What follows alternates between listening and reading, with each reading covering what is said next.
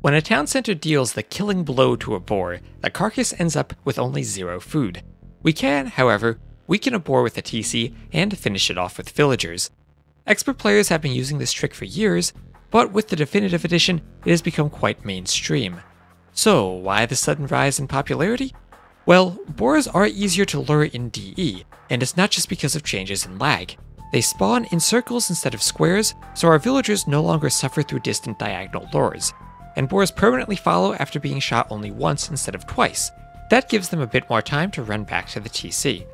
Garrisoning the hunter is risky, since there's no stop command to prevent the TC from shooting while villagers are inside. But now the hunter gets back to the TC with more HP and doesn't need to be garrisoned as early. That gives us a larger time window for microing our villagers. Pull the trick off well, and we get a cleanly positioned boar without any additional villagers losing HP.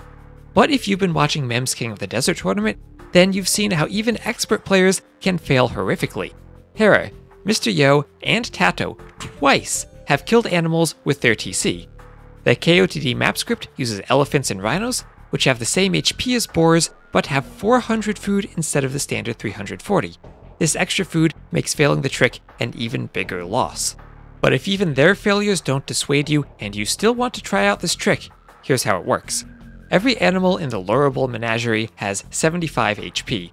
Each villager arrow does 3 damage, or 8 damage with the Goths. In the Dark Age, the TC shoots a number of arrows equal to the number of villagers garrisoned, with a maximum of 10 arrows, or 15 with the Teutons. Each TC arrow does 5 damage to the animals. The most common technique is to shoot the animal while the hunter runs under the TC, so that it dies where villagers can get a nice surround on the body. We garrison 4 villagers and shoot 3 volleys of arrows, or we garrison 6 villagers and shoot 2 volleys of arrows. Then we ungarrison the villagers and use them to shoot the final volley. Another trick I've seen is to walk the animal far to the opposite side of the TC, then garrison the hunter along with 3 or 5 other villagers. This can keep the hunter safe, so we don't need to garrison them while the TC already has villagers inside of it. So what went wrong in King of the Desert? We'll start with Hera, who already is lamed and down to goats. He garrisons 5 villagers when it seems like he had intended to garrison 4. They lose 3 volleys of arrows, and this kills the elephant. Vinchester's Drush then hits between Hera's deer equivalent animals and his TC, making a bad situation even worse.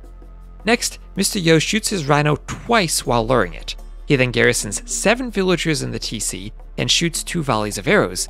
Had he shot the rhino only once with the hunter, or garrisoned 6 villagers instead of 7, then the rhino would have survived.